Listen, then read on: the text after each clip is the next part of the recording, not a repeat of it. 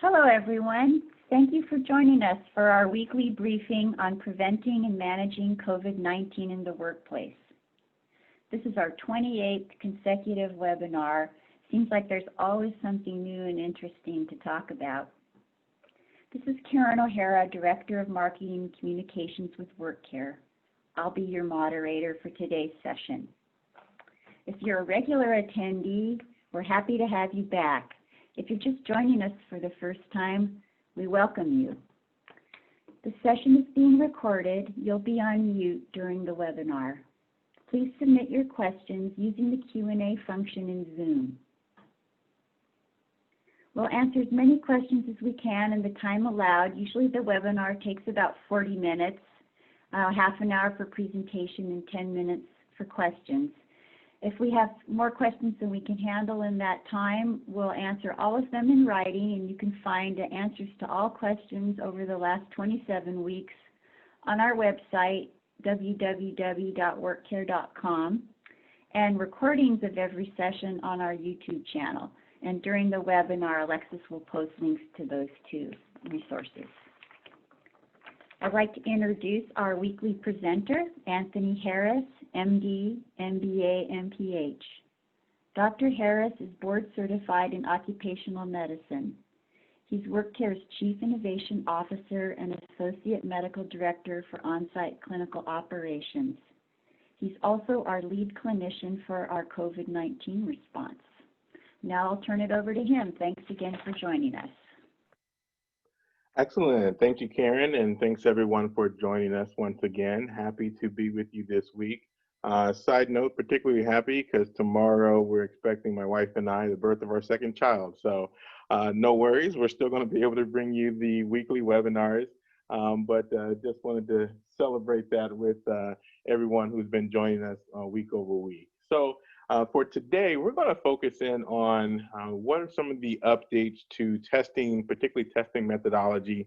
And last week we talked about the long haul of what COVID may look like, right? And so this week we want to update on, so what does that mean for our testing strategy, for our ability to differentiate COVID in the workplace? From a number of things that are occurring at this point in time. So we're going to dig into this, format being the same as usual. We'll start with clinical update, go into some pathology.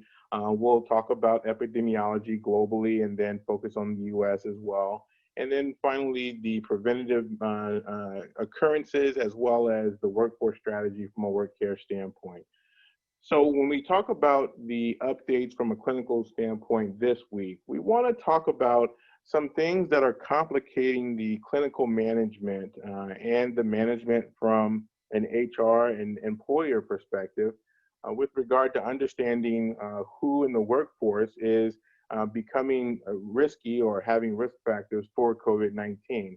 So let's imagine this. You have a gentleman who's 35 years old. He presents with a cough and some chest tightness. And typically we would, put him through the rigor of understanding if it's COVID or not. And what we're finding out these days is that it's becoming more difficult to make the clinical determination and differentiation of what is presenting as COVID because these symptoms that we have displayed here over the weeks that are common for and some uncommon for COVID-19 are being presented from other environmental factors. And so what am I talking about? I'm talking about, case in point, California, Oregon, experiencing these tremendous fires and the smoke that is arising as a result. And this is a photo from NASA, one of the NASA Terra satellites that look down on the Earth continuously. And it's showing that almost the entire state of California is engulfed in smoke. And this was back in August. And so we know that the smoke is affecting individuals much in the same way they are affected by COVID and respiratory infections. This is another example in Oregon of what the sky looks like around high noon because of the blanket of smoke and poor air quality. And so the recommendations have been for individuals to stay indoors, which we know may increase risk of COVID transmission if you're in a location with other folk and not able to social distance.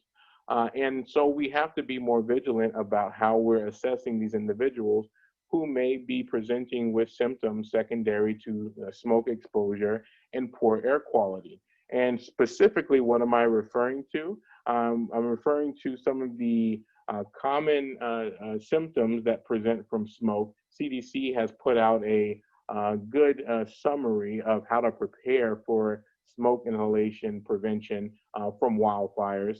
And if we look at the symptoms, cough, chest pain, shortness of breath, sore throat, headache, congestion, runny nose, and some eye irritation that can resemble a conjunctivitis, all can be present from exposure to smoke in the environment. And so what does that mean from an impact to the workforce standpoint? It means that we have a far greater number of people presenting with symptoms that are first and foremost concerning for COVID, but may be unrelated to COVID, but still require clinical evaluation. And that is increasing the burden on HR and environmental health and safety folk that are trying to do this on their own in terms of determining which workforce members need to stay home and which are safe to come in. It's putting in an increased burden on emergency departments. We see this in California and Oregon and other states that are inundated by the smoke. And the evaluations, again, have become more difficult. And now we tack on top of that, right, some of the other symptoms that may be associated not just with smoke inhalation, but now we tack on being in flu season. And what does that look like, right? We know that flu is presenting with some of the same symptoms as COVID, same symptoms as smoke inhalation, but also covers some of those less frequent presentations from COVID, meaning fever, diarrhea, vomiting, more common in kids that end up with the flu. Rashes and other skin lesions can be a factor of flu, and confusion and delirium even can be related to flu symptoms. So when we start to differentiate smoke inhalation from COVID, we know smoke inhalation doesn't cause fever, shouldn't cause nausea, vomiting. But now that we couple that with presentation of flu, then we cover almost all the symptoms from a COVID standpoint. Again, complicating the differentiation of who needs to stay home for a full 10 days, potentially 14 days, depending on their exposure pattern and history, or who can come back sooner. Even if they have the flu and they've recovered, they may come back sooner than 10 days, right? These are all considerations that need to be on the table in terms of keeping our, one, we try to prevent illness, but when someone presents, how do we get them back to work safely and as quickly as possible without reintroducing too much risk to the rest of the workplace in terms of transmission? So when we as we move forward, we'll be talking more about how we can do this successfully here. Sorry, the graphic is a little skewed here, but I want to mention that there are some studies that I can share afterwards if anyone is interested in going a little deeper into some of the symptoms that are presenting from flu versus COVID that may overlap. So basically the question is your strategy for absenteeism mitigation appropriate for the things that we're facing in today's time with this pandemic? And we know that here at WorkCare, we've been inundated by calls where we're trying to differentiate what's environmental exposure, what's COVID related, what's flu related, and the volume has increased. And so as we move forward, we have to have a strategy in place to hasten the differentiation and do so hopefully as accurately as possible to minimize absenteeism from illness. If we look at then zeroing in on absenteeism and the impact of the pandemic for absenteeism, we can draw data from the Bureau of Labor Statistics, the U.S. Bureau of Labor Statistics. And those who have looked at this data have seen almost a doubling, more than a doubling, 2 million employees in the U.S. And this is data back in April, which is the highest on record from an absentee standpoint due to illness in the workforce, okay? And so we're looking at 2 to 3 out of every 100 workers out because of illness And that is directly linked to what we're experiencing in the pandemic in terms of presentations similar to COVID and concerning for COVID. And so we'll present, hopefully in future webinars, the impact as we look retrospectively of the smoke and the flu being superimposed on COVID and the impact to absenteeism as a result. We know that, again, if we look at the data, twice as many people out this year compared to last year, 2019. So when we talk about then some of the impacts, not just in the acute, right? People who are out now because of illness, but let's talk about a little bit of the impact to health and wellness long term. What does that look like? And let's get an update of what we've learned so far from COVID exposure, infection, and recovery, right? If we look at some literature published by Mayo Clinic recently, we can see that we're learning more about how COVID affects the heart, the lungs, and the brain. So imaging studies that have been done on the heart and the muscle have shown long-lasting damage to the heart muscle, even in individuals who experience only mild COVID symptoms, right? And that may increase one's risk of heart failure and heart complications in the future, again, contributing to absenteeism due to illness downstream and remote to what's going on now with regard to COVID. Lungs, the same thing. The parenchyma and the alveoli, which are the little air sacs in the lungs, can be permanently, in some cases, long-term and permanently scarred by COVID impacts, right? And that can increase risk to lung disease in the future. And as a side, we know that exposure to smoke in the environment can also increase your risk for having a COVID transmission, catching COVID, if you would, because it weakens your resistance to viral impact. And so when we look at the brain, we also see that some individuals will have permanent health effects as a result of COVID, and even from mild onset of COVID can have long-term effects from an Alzheimer's standpoint, Parkinsonian, as well as some short-term things such as Guillain-Barré syndrome. So we want to pay attention to not just the immediate impacts of COVID, but the long-term impacts from a health and wellness standpoint, because it is going to affect a number of our workforce in their ability to be productive in the workplace from here on out. So let's do the numbers. Let's update from a global standpoint and U.S. standpoint. Cases in the U.S. As it was 2 weeks ago, 6.2 million, went to 6.5 million last week, and now we're sitting at 6.8, just under 6.9 million cases in the U.S., right? And we know by next week we will likely crest over 7 million cases in the U.S. That's total cases. So if we look at the cases in the last 7 days and try to understand where those cases are coming from, we're seeing the states most heavily affected still with prominence, but an increasing over the 2 weeks here from 2 weeks ago to last week, darkening across the U.S. here, and then still yet states popping up that are having increases in cases. In particular, we're seeing places that were not affected originally back in the summer and spring and summertime, now being affected by COVID, and so we'll continue to pay attention to the spread thereof. If we look at then cases per 100,000, we're still seeing those southeastern states primarily affected the hardest moving forward. Now let's jump to, from a global perspective, how are we comparing? India still very much impacted.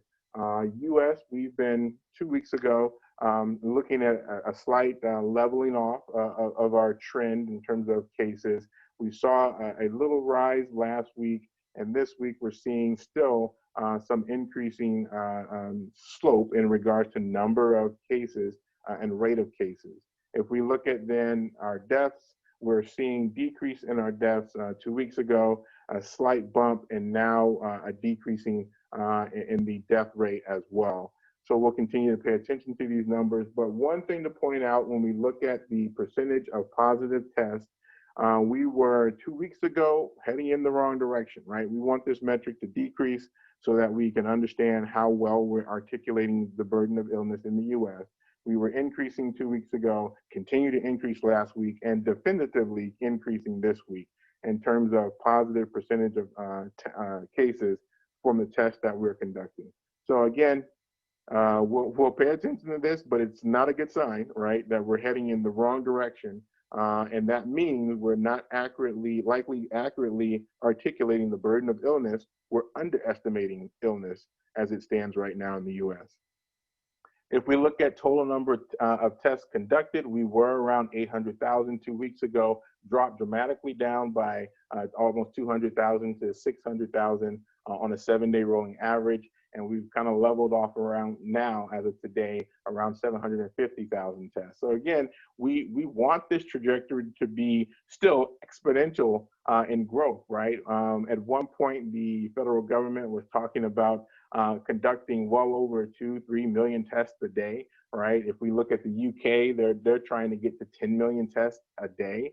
Obviously, we're far from that, right? And we'll talk more about testing as the way forward during this pandemic.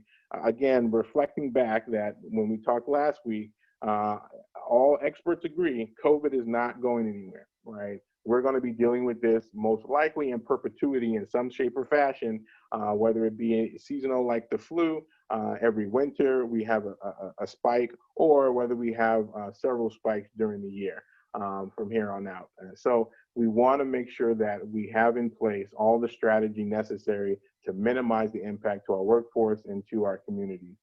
So from a preventative standpoint, let's dig into all the updates here for the testing available. And I'm kidding about this slide in that we're not going to spend an exhaustive time going through each specific test and the frequency that you should be using each of these tests, or the turnaround times and all that. Now, we have this data and we can share it with you, but certainly at this point in time, there are well over 100 tests that are available, both US and globally. And so what we want to focus in on are what are the key essential types of tests that you need to have in your armamentarium, and you need to be cognizant about from a process standpoint, can plug and play these tests into your workforce mitigation strategy.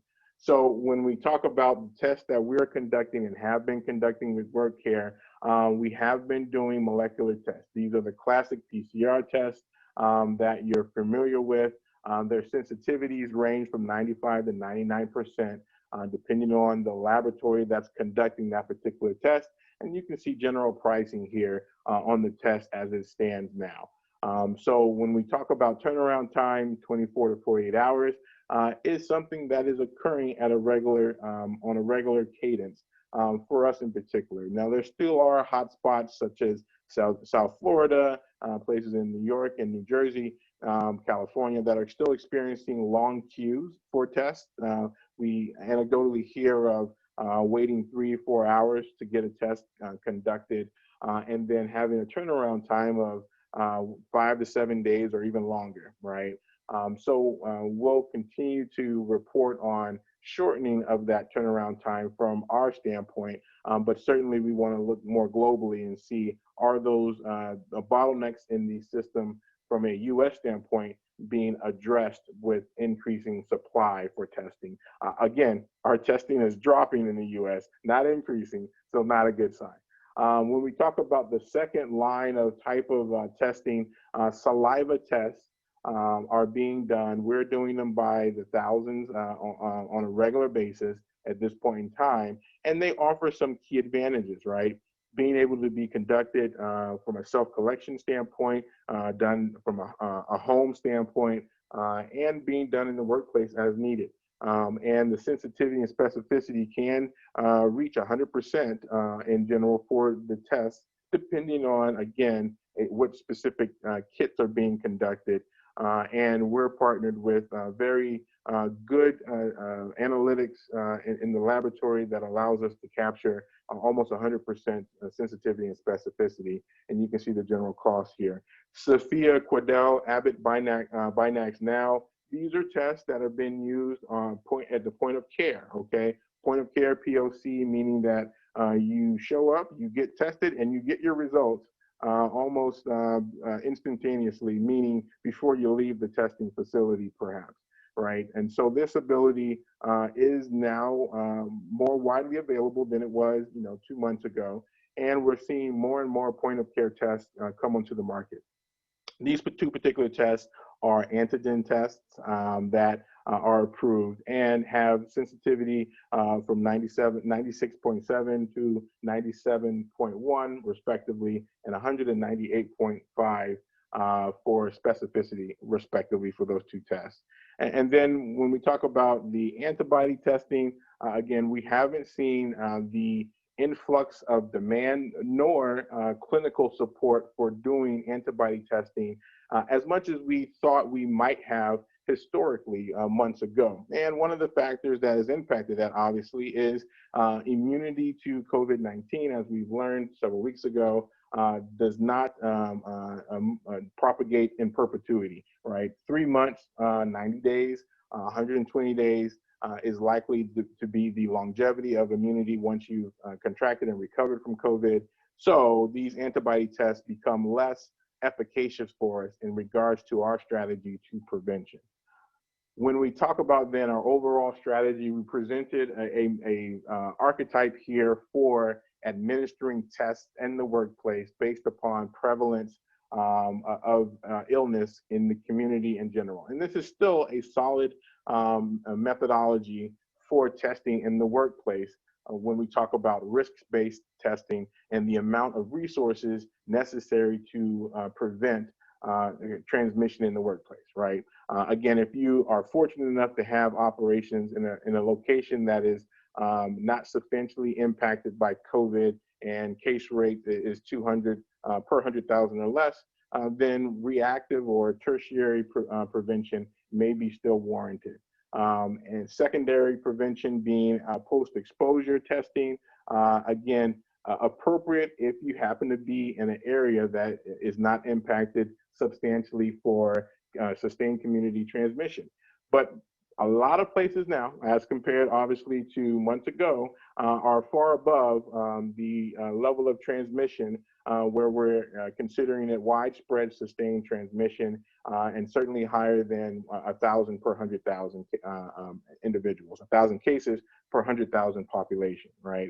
And so what are we seeing in terms of testing implementation there? Obviously, we're seeing proactive primary testing, and we'll speak more to that in terms of how do we pull it off from a cost effectiveness standpoint, as well as from an administrative standpoint. So saliva testing, we know, has come a long way.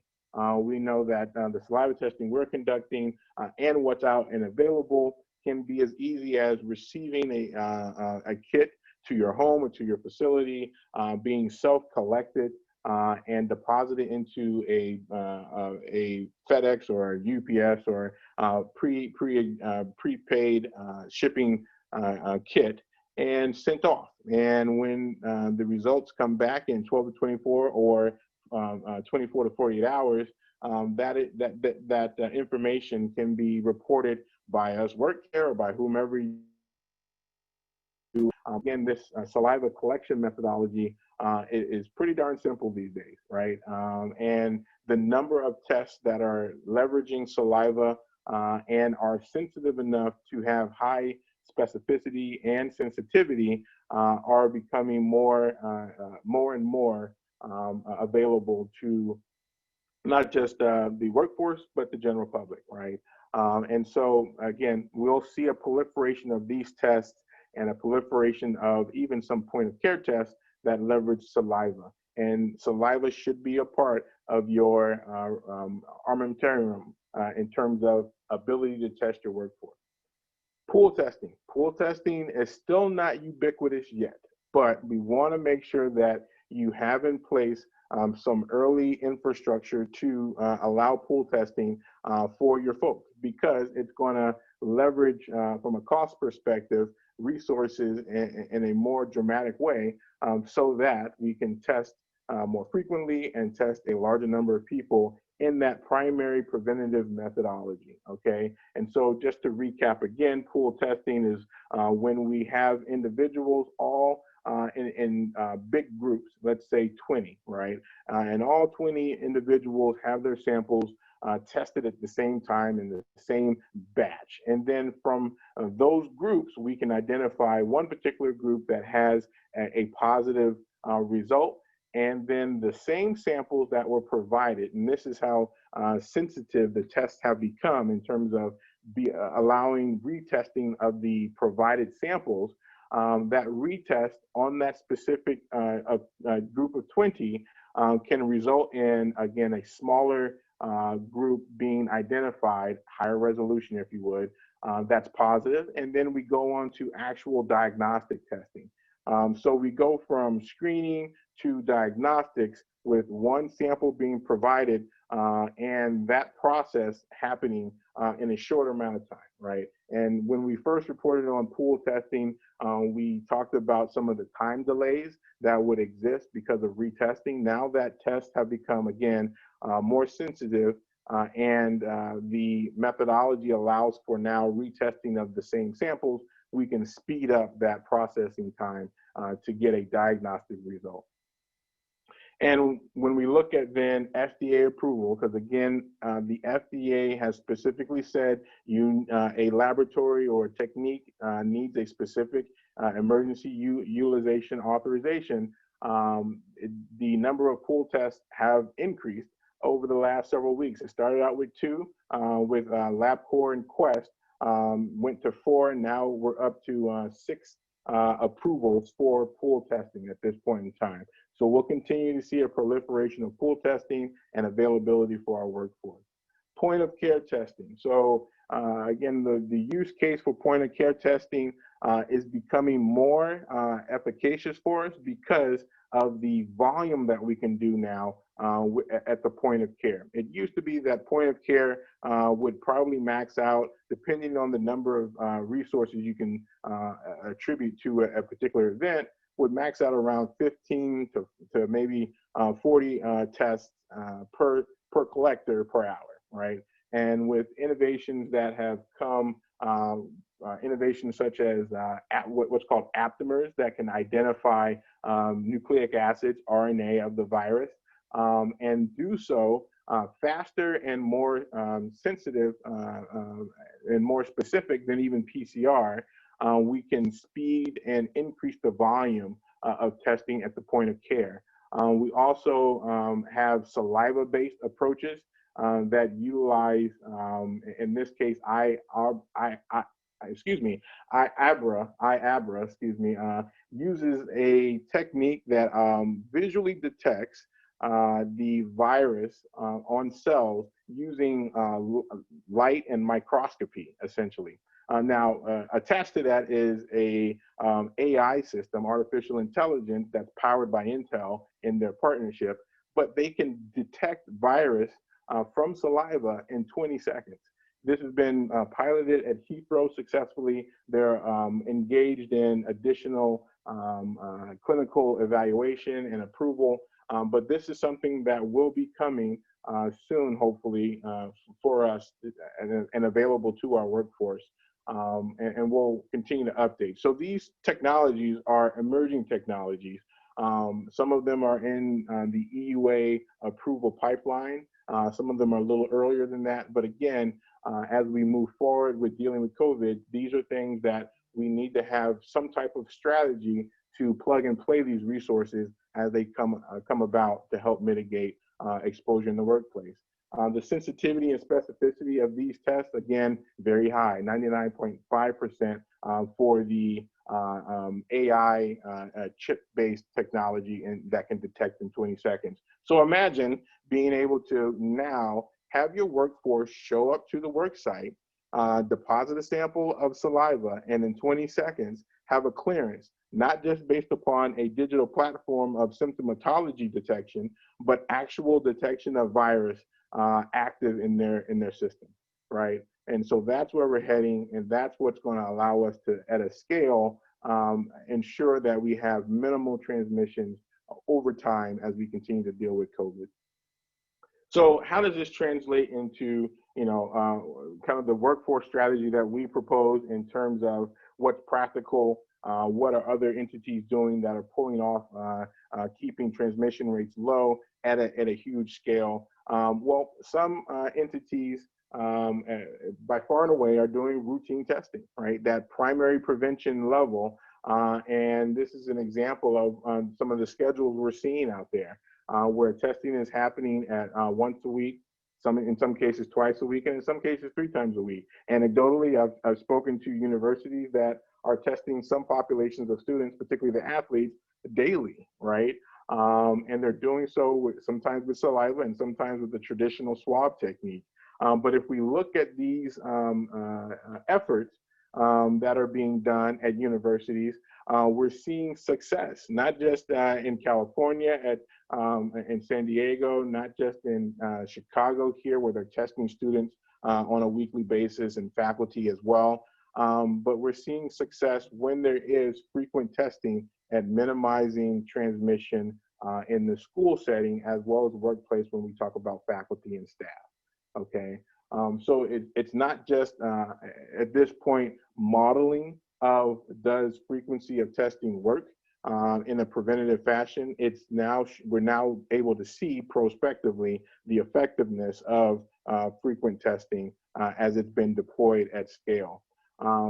So when we talk about then what's happening in other industries, we're seeing a similar result, right? The movie and studio industry, which at WorkCare we've been helping for a number of months now, have been testing with the same rigor and regimen as we see at universities.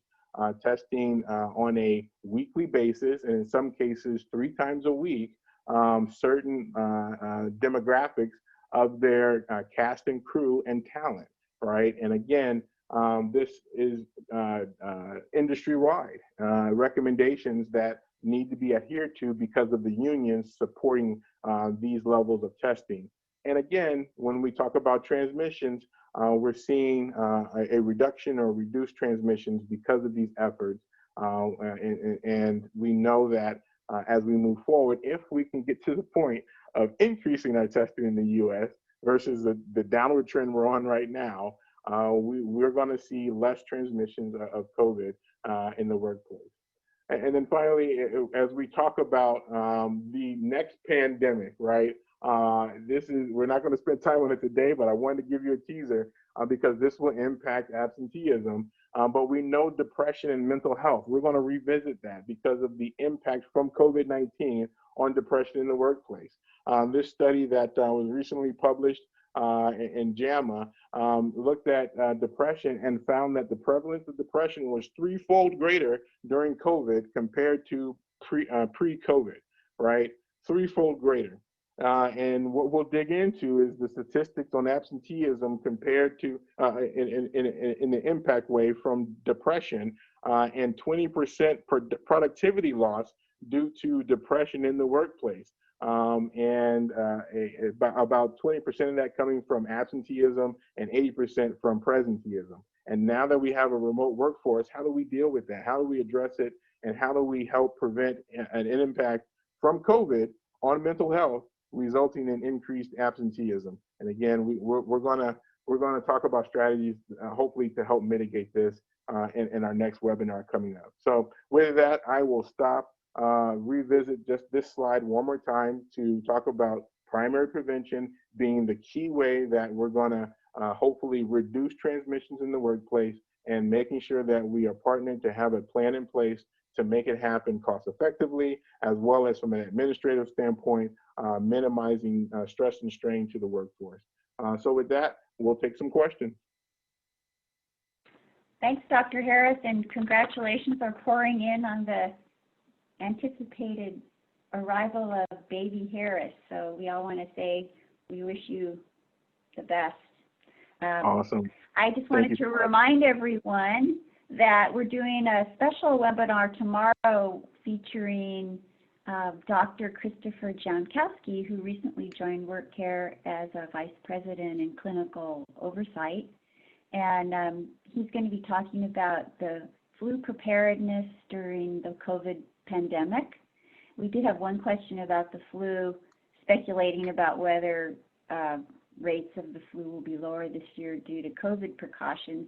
And we've answered that question before, but Dr. Jankowski will be delving into that. The expectation is yes, the rate should be lower, but it's going to be partly predicated on how many people are willing to get vaccinated and how quickly that we can form those vaccinations. So moving on to a couple questions.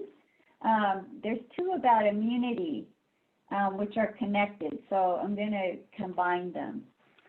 If infected people don't develop immunity, does that mean that the population won't develop herd immunity? The other question and comment is, could you speculate on the potential for immunity and or resistance to reinfection? I recently recovered from COVID, and I understand that any immunity may be short-lived. Is it likely that if I'm reinfected, that my illness will be less severe than the original illness?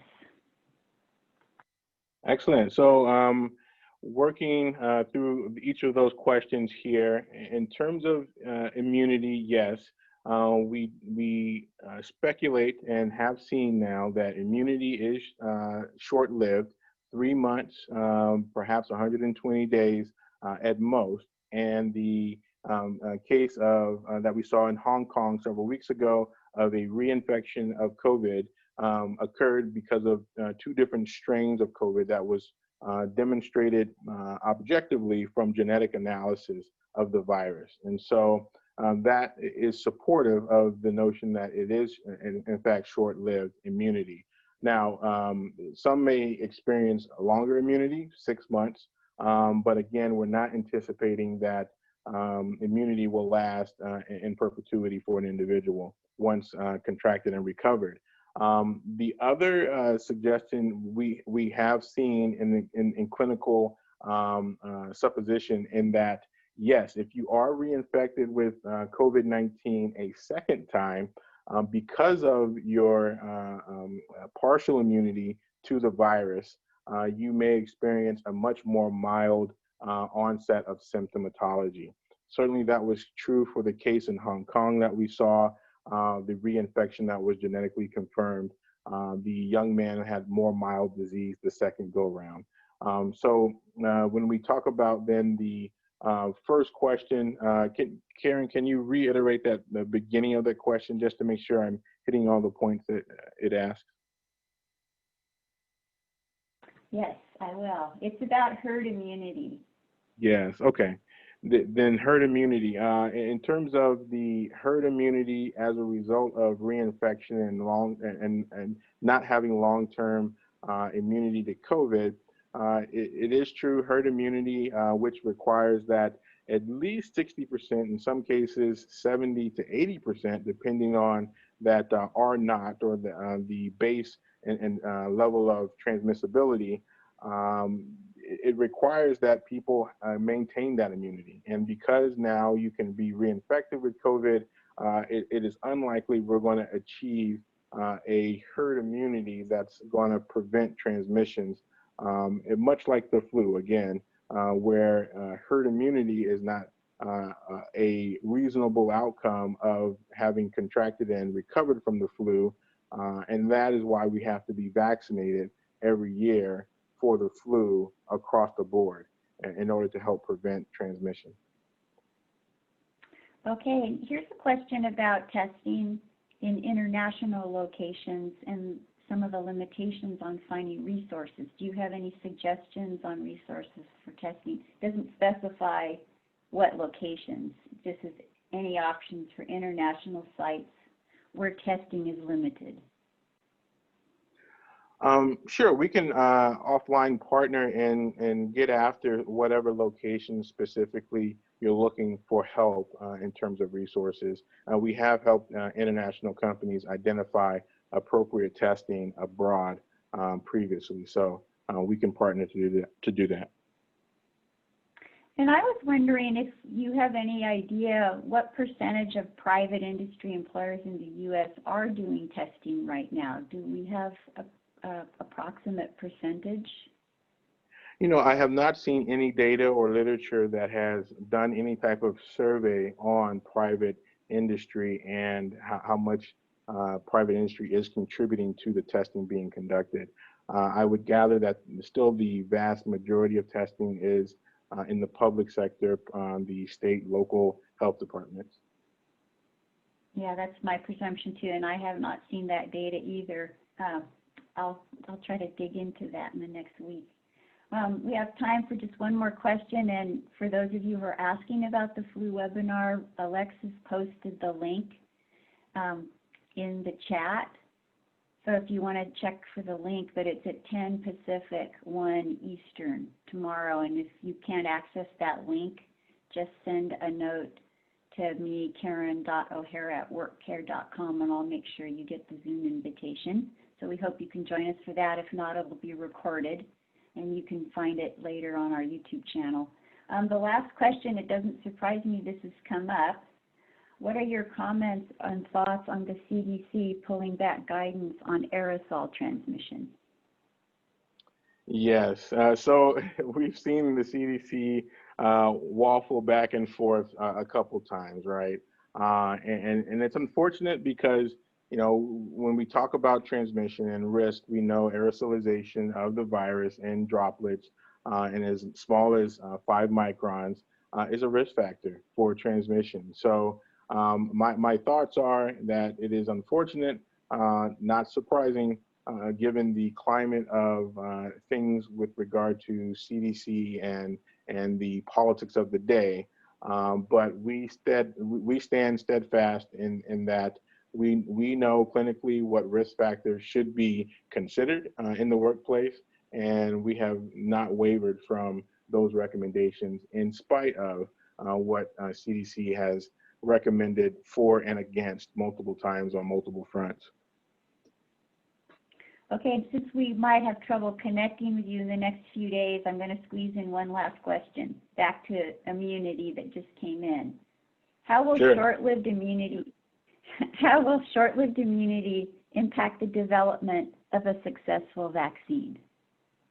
Yeah, some fear in the clinical community that it's not so much the short-lived immunity that will affect the success of the vaccine, but actually mutations to the virus that will affect the vaccine. Back in May, we reported that the virus specific spike protein, which the vast majority of vaccines are being fashioned to identify and attached to, if you would, has mutated 18 times in some cases. And so because of those mutations and genetic drift and genetic shift of viruses that occur normally, that may prohibit a successful vaccine from being efficacious long-term for sure. But when we talk about then the immunity that we develop in regards to administration of a vaccine, again, it's the notion that the mutations and being able to catch a different strain of the virus will limit that particular season's quote unquote vaccine from being effective. Again, same thing as the flu. When we talk about quadrivalent, trivalent flu vaccines and what strain we're looking to ward against, and the vaccines are prepared for that year's expectation of strains of flu. And again, we might see that play out similarly for SARS-CoV-2 and vaccine development. Okay, we're out of time. Thanks again to all of you for joining us. We really appreciate your participation, and thank you to Dr. Harris, and blessings to you and your family. Everybody stay safe. Thanks so much, everyone. Take care. Bye-bye.